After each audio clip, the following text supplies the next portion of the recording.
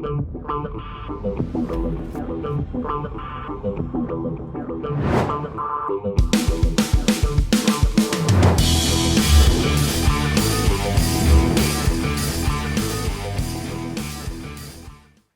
is happening, my fearless ones? What's going on? Todd Falcone here, back with another one. Today we're going to talk specifically about the top 5 leadership qualities of the most effective leaders. A few weeks ago, I did a general look at leadership. And if you didn't catch it, I've done all sorts of posts and videos on the subject of leadership. I wanted to kind of hone in on, okay, what are 5 qualities that the most effective leaders have? And then you can decide what you want to do with it, right? I'm going to give you the qualities. We're going to talk about it. Number 1, and these are not in order of importance. These are the top 5 ones that I came up with. And somebody might disagree with me, have a differing opinion. That's totally cool. I mean, there's a lot of different qualities that we can sit here and talk about when it comes to leadership. But number 1 is visionary. Like, they have the ability they can clearly see what it is that they're creating, where they're going, exactly what it looks like, and most importantly, have the ability to be able to communicate it to their organization, to the people that are around them, to the people that are working with them, so much so that all those people buy into that person's vision and help to make that vision a reality, okay? So that's number 1. Now again, we could go for probably 45 minutes. We could probably go for a day on vision, okay? But this is relative short form video, unless you're on audio on my podcast. So we're going to keep it light today. But I think you could probably pick up a leadership book on visionary leadership if you really want to get it down. John Maxwell's got amazing books on the subject of leadership.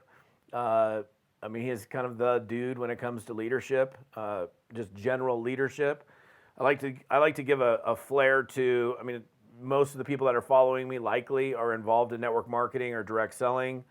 So even though the subject matter is universal, I generally give a network marketing, multi-level marketing spin on the subject matter that I teach about. But you could take out the word network marketing, I'm sure, and apply it to pretty much anything. So number two, and again, remember, this is not in any order. Number 2 is integrity, okay?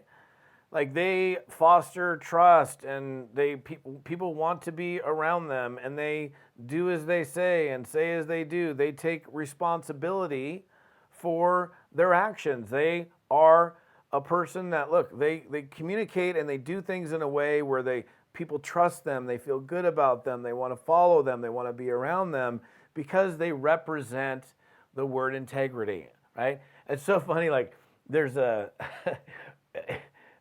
if a company has to say, like, we have integrity, it's like, wait a minute, like, I'm just thinking of, like, I feel a Buzzy Boxer moment coming out when, maybe I already did a video on that, come to think of it, where if you don't know who Buzzy is, you got to check him out. But like, when a company says we're 100% legal, or we have integrity, it's like, you shouldn't have to say you have integrity. You should just show the integrity.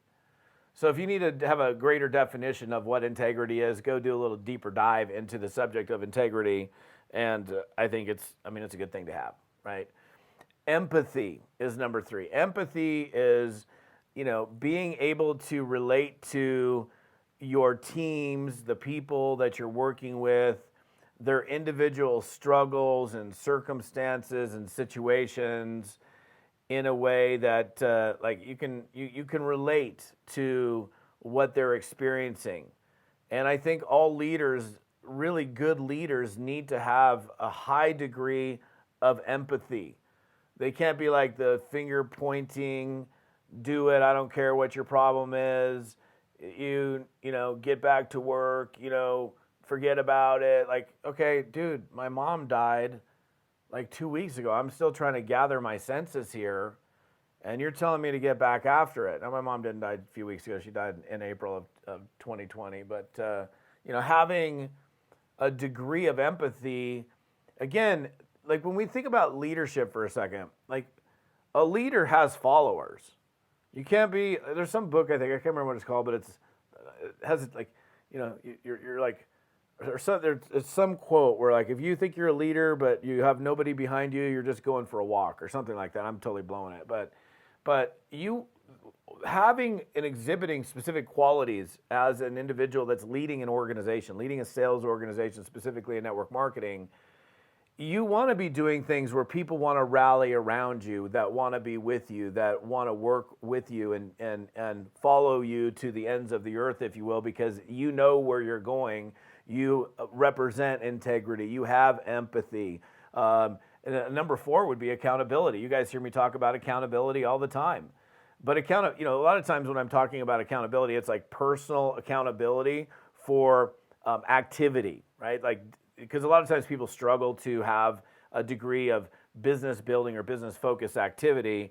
And so I've been running accountability programs for a long, long time, teaching people how to be self-employed and how to adopt and develop habits where they show up every day and they do the right kinds of things every day, rather than just like laying around on the couch or doing nothing, or focusing on what's the term, majoring in the minors, like doing things that really don't matter so much. So not only when I'm talking about leadership and accountability and leadership, it really involves if you make a decision, you got to own up to it. If you make the wrong decision, you got to be like, okay, I take full responsibility for that.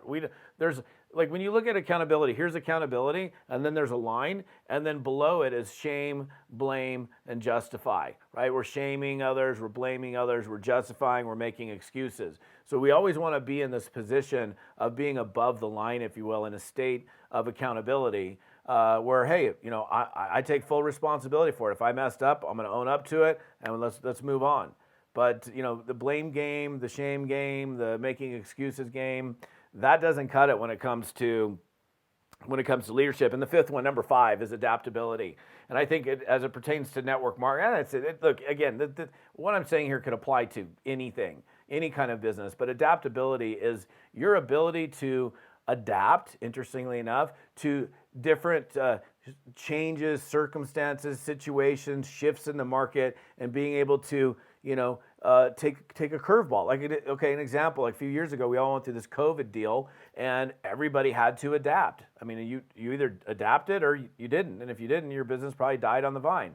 A lot of people had to move to remote working, like corporations had to move towards, how do we get our employees to be at home and still productive and working? Because they were always in the office. We always had to watch them. Now they're all working at home. And, whatever the deal is, or even network marketers who had to go from, oh my gosh, we were doing live meetings, live presentations. Now we're all doing Zooms. We're on Zoom all the time. So you have to be willing as a leader to be the one that is adaptable and can rally with, can take a punch and can rally with the curveballs, can quickly shift and go in a different direction if necessary. And you have to be able to fully embrace change, okay? That's a tough thing for almost anyone. Not like most people kind of like things the way that they've been. I'm comfortable, this works. It's, let's not fix what's not broken.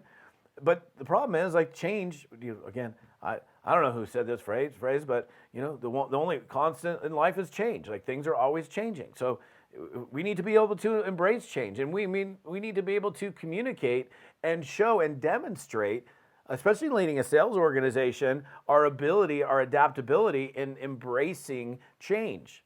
Because if your team is seeing you struggle with change and not being able to adapt to change, or adaptability could be, look, I've had to adapt my whole life in network marketing. When I started in network marketing, there was no internet, there was no cell phones, there was no YouTube, there was no video, there was no streaming, nothing. So then all of a sudden the internet comes along, then there's email. And then there's a cell phone. Then there's this text message thing. When I first looked at text messaging, my niece was texting on a regular phone, like a 9-digit phone or whatever, like not where you got like the alphabet. And I was like, "What are you doing? That's like texting. That's so stupid, right?" And then quickly realized, obviously, I ate my shoe on that one, right? So, being willing to adapt. You want to be able to stay relevant. Relevancy is another one. That's not one of my 5 today, but being relevant. is an important thing. And look, again, you guys, if you want to be good at becoming leaders specifically in network marketing, you need to have my leadership evolution in your hands. You should be not only using that for yourself, but you should be teaching from it. I put together literally the most comprehensive course you could ever imagine on how to lead a team in network marketing. So if you do not have Leadership Evolution, I'll make sure my team puts a link here, and get it, start using it, teach from it. Here's the thing about that.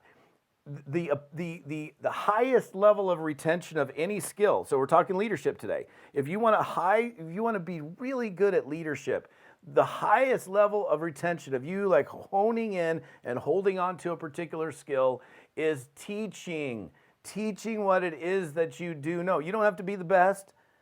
You don't have to know everything, but if you teach what it is that you do know, it solidifies your own ability. It is literally the highest degree of retention. So I always encourage people, man, don't just take what I teach what I teach. So if you get Leadership Evolution and you're learning from that, on your team Zooms, be teaching from that. On your weekly calls, be teaching from that. On whatever you're doing, be teaching from it. Don't keep it all to yourself. Don't keep it a secret.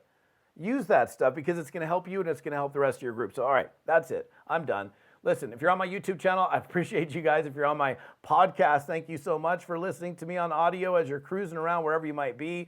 If you're on my website, that's cool. That's where I am right now, even though you're probably seeing me wherever you're at. But the rest of the details on this episode, there's information on my Leadership Evolution program on my website right here, toddfalcone.com/episode 230, okay?